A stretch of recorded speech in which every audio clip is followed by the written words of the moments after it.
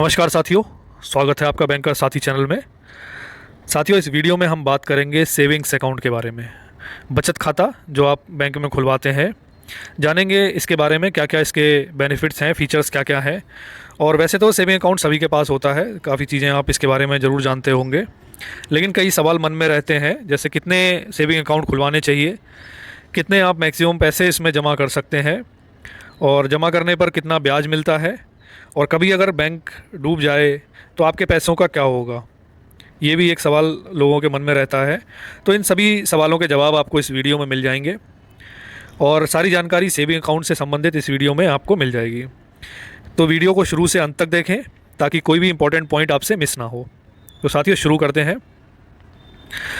General guidelines saving account से related जो है साथियों, इसको एक डिमांड डिपॉजिट की तरह माना जाता है। दो तरह के डिपॉजिट होते हैं, डिमांड डिपॉजिट और टर्म डिपॉजिट। टर्म डिपॉजिट में जो हम एफडीज़ वगैरह जो करते हैं, जो एक निश्चित समय अवधि के लिए पैसा बैंक के पास रहता है, तो वो टर्म डिपॉजिट होता है। डिमांड डिपॉजिट में मतलब आपका पैसा सेविंग अकाउंट में है, आप जब चाहिए आप निकाल सकते हैं, ऑन डिमांड आप कभी भी पैसा निकाल सकते हैं। सेविंग अकाउंट में विड्रॉल्स जो हैं, limited number of withdrawal permitted होते हैं, लेकिन फिर भी अच्छी खासी संख्या होती है। जो जितना नॉर्मली देखा गया है कि हाफ ईयरली 40 तक विड्रॉल, 40-45 तक विड्रॉल जो है बैंक परमिट कर देते हैं। तो महीने के लगभग 6 से 7 विड्रॉल या 8 विड्रॉल्स करीब आते हैं। तो इतने मोर देन सफिशिएंट हैं। और ये जो लिमिट है, ये बैंक के विड्रॉल्स की बात कर रहा हूँ मैं, जो बैंक में जाके आप विड्रॉल करते हैं।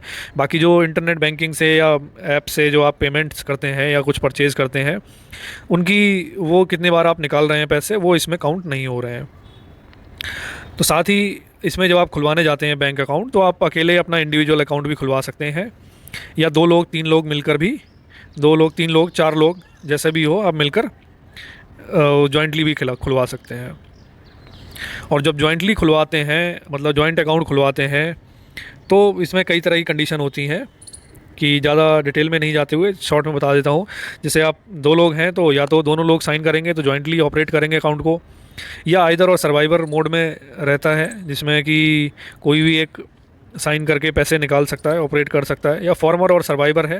फॉर्मर और सर्वाइवर के केस में ये होता है कि फॉर्म जिसका नाम पहले उसमें आता है अकाउंट खुलवाते समय, जिसका नाम पहले आता है, तो वो फॉर्मर होता है। पहले सारे ऑपरेशंस अकाउंट के वही करेगा, वही पैसे निकालेगा, और उसके ना होने पर, यानी कि उसकी मृत्यु हो जाने पर, जो सर्वाइवर होगा, जो दूसरा होगा, वो उस अकाउंट को चलाएगा या पैसे उसमें से निकाल सकता है।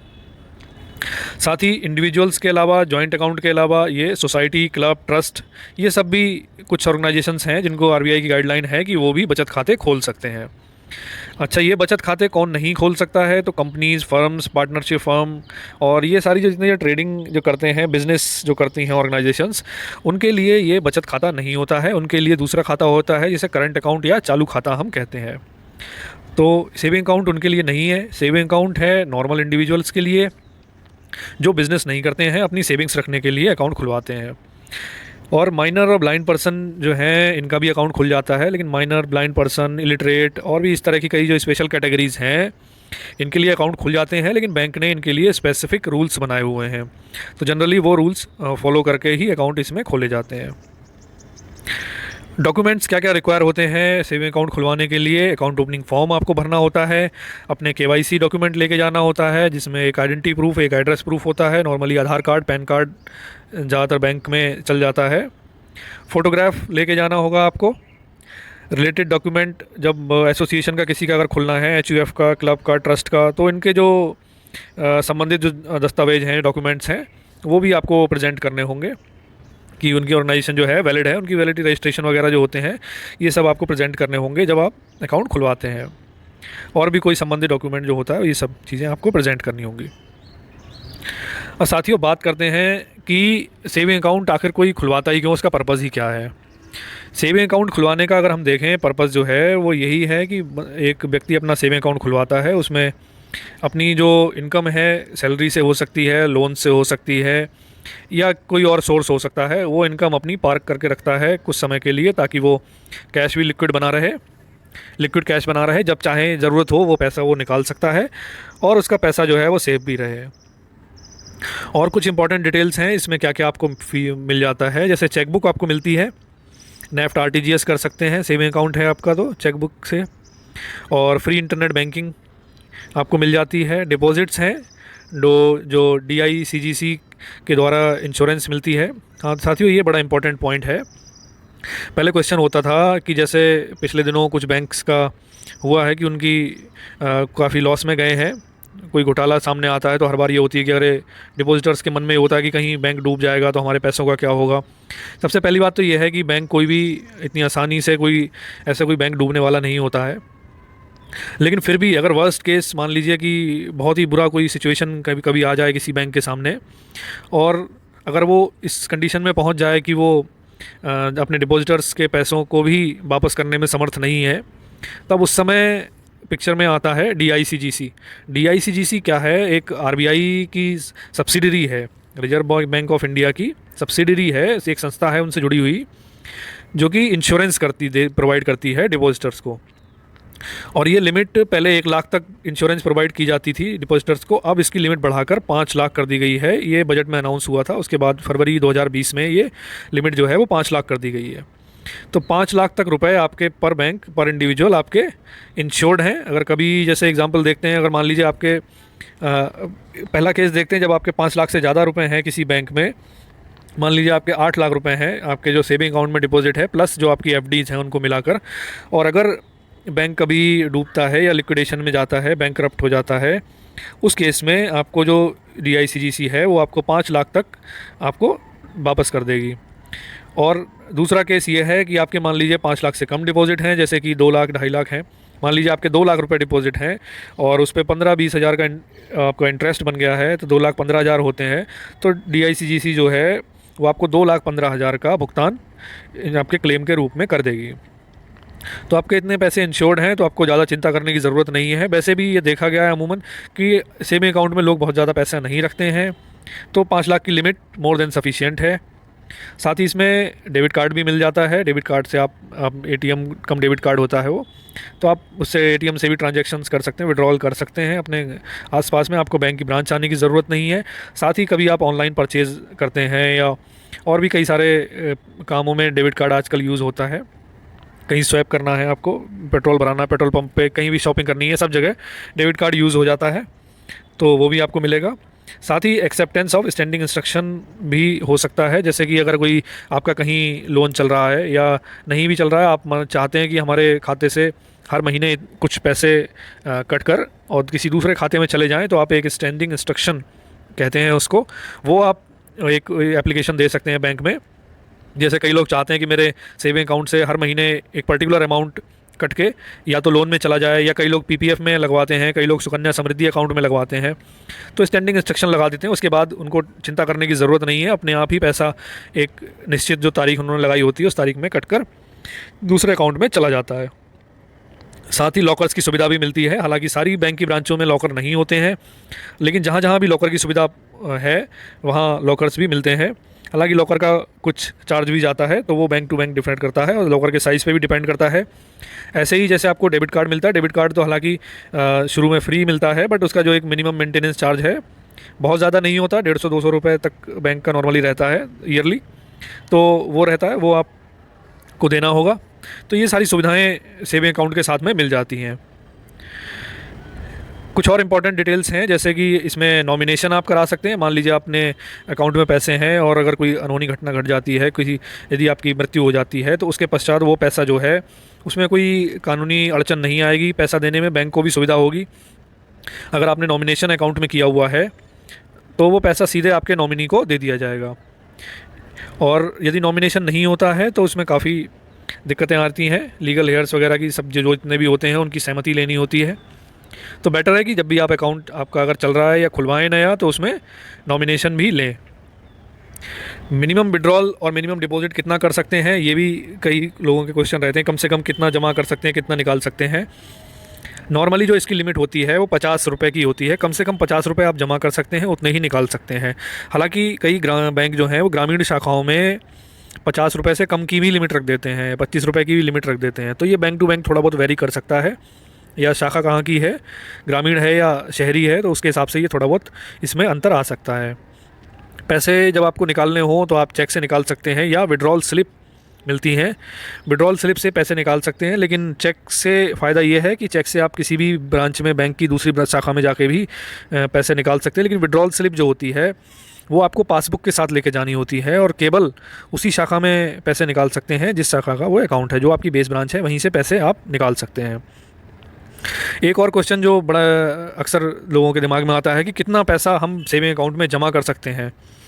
तो साथियों, मैं इसमें एक बिल्कुल क्लियर करना चाहता हूँ कि ऐसी कोई लिमिट बैंक ने सेट नहीं की होती है कि आप कितना पैसा अकाउंट में जमा करा सकते हैं, एक्सेप्ट कि अगर कोई स्पेशल अकाउंट है, जैसे बच्चों के अकाउंट है, माइनर अकाउंट हैं, या कोई और नॉन केवाईसी वाले अकाउंट, जो बेसिक अकाउंट जो खुल जाते हैं, उन सब में कुछ जो स्पेशल कैटेगरी के अकाउंट हैं उनमें लिमिट होती है। लेकिन नॉर्मल अगर सेविंग अकाउंट है आपका, सारे केवाईसी कंप्लाइंट है, तो फिर इसमें कोई ऐसी एज सच कोई डिपॉजिट की लिमिट नहीं है। लेकिन जब आप पैसा जमा करें, आपका एक तो पैन कार्ड लगना ज़रूरी है, आपके अकाउंट में होना ज़रूरी है।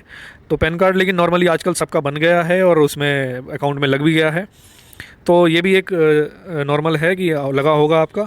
दूसरा ये है इम्पॉर्टेंट पॉइंट कि आप पैसा तो जमा कर सकते हैं, लेकिन आपके पास अगर आपको पूछा जाए कि वो पैसा कहाँ से आया, उसका सोर्स क्या है, तो उसका जवाब आपके पास होना चाहिए। जैसे अगर आपने 10 लाख 20 लाख अगर कैश जमा कराया है, या कहीं से आपके खाते में आया है, किसी ने और ने जमा कराया या जो हुआ, तो फिर उस केस में नॉर्मली तो ठीक है, बैंक आपसे वैसे कोई वो रेस्ट्रिक्शन नहीं लगाई हुई है। लेकिन अगर आपसे क्वेश्चन होता है कि वो पैसा आपके पास कहाँ से आया, उसका सोर्स क्या है, तो वो आपके पास जेन्युइन उसका आंसर होना चाहिए। तो साथियों, इसके बेनिफिट्स देख लेते हैं। बेनिफिट से पैसे पहले देखो, इसका पर्पज़ फर्दर देख लेते हैं कि अगर हम इसमें अकाउंट खुलवाते हैं, सेविंग अकाउंट खुलवाते हैं, तो हमें कितने, एक जो क्वेश्चंस कुछ एक हैं वो आंसर कर लेते हैं कि कितने अकाउंट होने ज़रूरी हैं। तो नॉर्मली ये देखा गया है, कई लोग कई ज़्यादा अकाउंट खुलवा लेते हैं, 2 3 4 अकाउंट खुलवा लेते हैं, लेकिन उतने अकाउंट खुलवाने की ज़रूरत नहीं है। 2 या 3, मैक्सिमम 3, या कई लोगों के तो एक अकाउंट से, सेविंग अकाउंट से भी काम चल सकता है। क्योंकि आप अगर ज़्यादा अकाउंट, सेविंग अकाउंट खुलवाते हैं तो हर एक में आपको मिनिमम बैलेंस मेंटेन करना होगा, हर एक के आपको चेक बुक्स और पासबुक वगैरह मेंटेन करनी होंगी, एटीएम्स मेंटेन करने होंगे, तो वो काफ़ी हैसल उसमें होती है, काफ़ी दिक्कत होती है। और प्लस आपका जो काफ़ी पैसा जो है वो मिनिमम अकाउंट बैलेंस मेंटेन करने के चक्कर में ही फंसा रहेगा। तो नॉर्मली 1 या 2 अकाउंट अपने रखें, 2 अकाउंट काफ़ी हैं। अलग अलग बैंकों में आप एक एक अकाउंट रखते हैं। और हाँ, आजकल ये भी है कि सेम, कई लोग पहले क्या करते थे, सेम बैंक में 2 या 3 अकाउंट हो जाते थे, लेकिन जब से आधार लिंक होना शुरू हुआ है खातों में और भी, तो ये सारी जो चीज़ें हैं अब पॉसिबल नहीं है। और वो ठीक भी नहीं है कि आप एक अकाउंट में, एक बैंक में एक ही नाम से अपने 2, 1 से ज़्यादा अकाउंट रखें, वो ठीक नहीं है। तो नॉर्मली आप एक बैंक में एक अकाउंट रखें, ज़्यादा से ज़्यादा दूसरे बैंक में दूसरा अकाउंट रख सकते हैं। 2 सब सेविंग अकाउंट काफ़ी होते हैं। एक क्वेश्चन आता है कि कितने पैसे हम सेविंग अकाउंट में रखें। तो इसकी कोई वैसे ऐसा कोई रूल नहीं है कि कितने रखना चाहिए आपको, लेकिन ये है कि ये जो माना गया है कि नॉर्मली आपको इतना पैसा रखना चाहिए कि आपको 3 से 4 महीने का आपका जो खर्चा है, 2 या 3 महीने का, वो कम से कम उसमें चलता रहे, कि अगर कोई सिचुएशन, कोई इमरजेंसी सिचुएशन आती है तो वो रेडी कैश आपके पास अवेलेबल रहे। जैसे कि सेविंग अकाउंट में जो पैसा होता है वो एकदम लिक्विड है, रेडी कैश है, आप जब चाहें एटीएम से निकाल सकते हैं, या बैंक खुला हो तो बैंक से निकाल सकते हैं। तो कम से कम उतने पैसे तो रखिए कि अगर कोई इमरजेंसी की सिचुएशन आती है तो आप उसमें जो पैसा है उससे आपका काम चल सकता है। जैसे कि माने कि अगर आपका 20,000 रुपये महीने का खर्चा आप कर लेते हैं, तो आप नॉर्मली मान के चलिए कि 75,000 तक से लेके और 1 लाख तक आप अपने सेविंग अकाउंट में रखें, तो इसमें ठीक रहेगा, इतना अमाउंट ठीक माना जाता है। वैसे इसकी कोई एज सच वो कोई लॉ या कोई कंडीशन कोई ऐसी नहीं है, आप अपने हिसाब से अपना दिमाग लगा के एक अमाउंट सोच सकते हैं कि हमें इतना अमाउंट रखना है। या अगर आपकी किस्त वगैरह कटती है आपके अकाउंट से, तो ऑब्वियसली आपको ज़्यादा पैसा मेंटेन करना पड़ेगा। तो ये सब चीज़ों को देख के इंडिविजुअली ये वेरी कर सकता है कितना अमाउंट रखना ठीक रहेगा। साथियों, इसके कुछ बेनिफिट्स देख लेते हैं सेविंग अकाउंट के क्या क्या हैं। एक तो सबसे बड़ा बेनिफिट तो यही है कि रेडी कैश अवेलेबल है हर समय, कभी भी आप बैंक से पैसा निकाल सकते हैं, एटीएम से पैसा निकाल सकते हैं, उस पैसे को यूज़ कर सकते हैं। सेफ्टी है आपके पैसे की, कैश लेके आपको नहीं घूमना है, घर नहीं रखना है, और कभी आपको कोई उसका भय नहीं है कि गलत आपको पैसा मिल गया, नकली नोट मिल गया कोई, या कम मिल गए, या ख़राब हो गए, या खो गए, या डैमेज हो गए, तो इन सब चीज़ों से आपको सेफ्टी मिल जाती है। दूसरा ये भी है, आजकल जैसे सारे गवर्नमेंट बेनिफिट जितने भी हैं वो अकाउंट में ही आ रहे हैं, तो इसलिए भी ज़रूरी है कि आपका बैंक में अकाउंट हो। क्योंकि बैंक में अकाउंट है आपका तो सारे आप जो भी बेनिफिट्स हैं सरकार के जो भी योजनाएं लाती है तो उनका भी लाभ आप ले सकते हैं। ज़्यादातर जो योजनाएं हैं वो बैंक से जुड़ी हुई हैं आज के समय में, और जो भी बेनिफिट्स, इंटरेस्ट, सब्सिडी वगैरह जो भी सरकार की तरफ से आती है वो उन खातों में डायरेक्ट आती है। तो इसलिए भी बैंक में अकाउंट होना ज़रूरी है। साथ ही आपका बैंक पैसा रखता है और इंटरेस्ट भी उस पर आपको पे करता है। वैसे तो इंटरेस्ट काफ़ी कम है सेविंग बैंक अकाउंट में, 3-3.25% के आसपास सेविंग अकाउंट में इंटरेस्ट नॉर्मली बैंक दे रहे हैं। हालांकि कई बैंक ऐसे भी हैं जो आपको, प्राइवेट बैंक हैं कुछ एक, जो आपको ज़्यादा इंटरेस्ट भी दे रहे हैं, 5%, 6% इंटरेस्ट भी आपको दे सकते हैं सेविंग अकाउंट पर भी। लेकिन उनमें एक कंडीशन होती है, उनका जो मिनिमम अवेलेबल बैलेंस है वो आपको काफ़ी ज़्यादा मेंटेन करना होगा। उनमें वो मिनिमम अवेलेबल बैलेंस जो है वो 75,000 से 1 लाख भी हो सकता है या उससे अधिक भी हो सकता है। तो अगर आप के पास अच्छा पैसा है, आप इतने पैसे मेंटेन करते हैं अपने सेविंग अकाउंट में, तो आप उन बैंकों में भी अपना खाता खुलवाने के बारे में सोच सकते हैं। अदरवाइज़ अगर आप कम पैसे रखना चाहते हैं सेविंग अकाउंट में, तो फिर आपके लिए जो नॉर्मल से बैंक्स हैं, जो SBI, PNB वगैरह जो हैं, ये सब अच्छे बैंक्स हैं, इनमें आप अपना खाता रख सकते हैं। किसी तरह का रिस्क नहीं है आपके पैसे पे खोने का, जो मैंने सारी चीज़ें आपको बताई, कम होने का, तो बैंक में सेफ़ हैं आपके जो पैसे हैं। इंश्योरेंस भी आपको है उन पैसों का, और जैसे कि बैंक में 5 लाख तक के पैसे मैंने बताया इंश्योर्ड हैं। दूसरा, एक और इंश्योरेंस एक और टाइप का भी मिलता है। कई बैंकों ने स्पेशल सेविंग अकाउंट प्रोडक्ट भी निकाले हुए हैं, उन कुछ स्कीम्स हैं जिनमें अगर पैसा आप जमा करते हैं तो आपको कोई जीवन बीमा भी मिलता है उनके साथ। कि आप कुछ है कि आप मान लीजिए 5,000 या 10,000 इतना मिनिमम बैलेंस रखते हैं, और कोई पर्टिकुलर स्कीम है उसमें अगर खाता खुलवाते हैं सेविंग अकाउंट अपना, तो आपको इंश्योरेंस भी बैंक प्रोवाइड करता है। कुछ और भी बेनिफिट्स इसके साथ मिल जाते हैं, वो डिपेंड करते हैं बैंक टू बैंक और स्कीम टू स्कीम, और मिनिमम बैलेंस उनमें कितना है उसके हिसाब से। जैसे कि चेक बुक में छूट मिल जाती है, चेक बुक चार्जेस हैं, नेफ्ट RTGS के चार्जेस में डिस्काउंट मिल जाता है। तो वो सारी चीज़ें हैं वो बैंक टू बैंक डिपेंड करती है। कई चार्जेस में बैंक छूट देते हैं, लेकिन उसके बदले में आपको ज़्यादा पैसा मेंटेन करना होता है। तो साथियों, ये तो थी सेविंग बैंक अकाउंट के बारे में। और एक दो चीज़ें और पॉइंट में डिस्कस करना चाहूँगा आपके साथ कि सेविंग अकाउंट में जब आप पैसा रखते हैं तो आप देखिए कि आपको ने जो पैसा रखा है सेविंग अकाउंट में, वो तो आपका इंटरेस्ट अर्न कर रहा है, साथ में बैंक उस पैसे को यूज़ भी करता है, बैंक उस पैसे को फर्दर लैंड कर देता है। आपको वो 3% इंटरेस्ट दे रहे हैं, लेकिन आगे जब वो किसी को लैंड कर दे, किसी को उधार देते हैं, तो ऋण दे देते हैं, उसमें से वो 7 से 8%, 9% डिपेंडिंग ऑन किस तरह का लोन दे रहे हैं, तो उस पर वो ब्याज अर्न करते हैं, और उसमें जो डिफरेंस आता है वही बैंक की इनकम है। सेविंग अकाउंट पे इसलिए भी ब्याज कम है क्योंकि सेविंग अकाउंट जो है रेडी कैश माना जाता है। बैंक को हर समय काफ़ी अच्छे अमाउंट में जितना डिपॉजिट्स है उतना काफ़ी एक अच्छी परसेंटेज जो है वो रखनी पड़ती है अवेलेबल, क्योंकि सेविंग अकाउंट के कस्टमर तो कभी भी आके पैसे निकाल सकता है। तो ये भी है। टर्म डिपॉजिट के केस में या FD के केस में ऐसा नहीं है, उसमें एक फ़िक्स टर्म है कि 1 साल बाद ही पैसा निकलेगा, तो 1 साल तक बैंक आराम से उस पैसे को यूज़ कर सकता है, ब्याज कमा सकता है। तो साथियों, ये तो सब थी बातें सेविंग अकाउंट के बारे में। मैं आशा करता हूँ कि सारे आपके क्वेश्चंस जो हैं सेविंग अकाउंट से संबंधित वो आपके इस वीडियो में आंसर हो गए होंगे। इसके अलावा भी मैंने कई वीडियोस बनाई हुई हैं जो कि बैंकिंग और फाइनेंस से रिलेटेड हैं, आप उन वीडियोस को भी देखें। और अगर वीडियोस पसंद आती हैं तो आप चैनल को लाइक करें, सब्सक्राइब करें, और साथ ही बेल आइकन प्रेस करें ताकि आने वाली वीडियोज़ का नोटिफिकेशन आपको मिल जाए। साथ ही आप कमेंट करके ये भी बता सकते हैं कि आप नेक्स्ट वीडियो किस टॉपिक पर देखना चाहते हैं। तो साथियों, इस वीडियो में इतना ही, मिलते हैं नेक्स्ट वीडियो में। Thank you.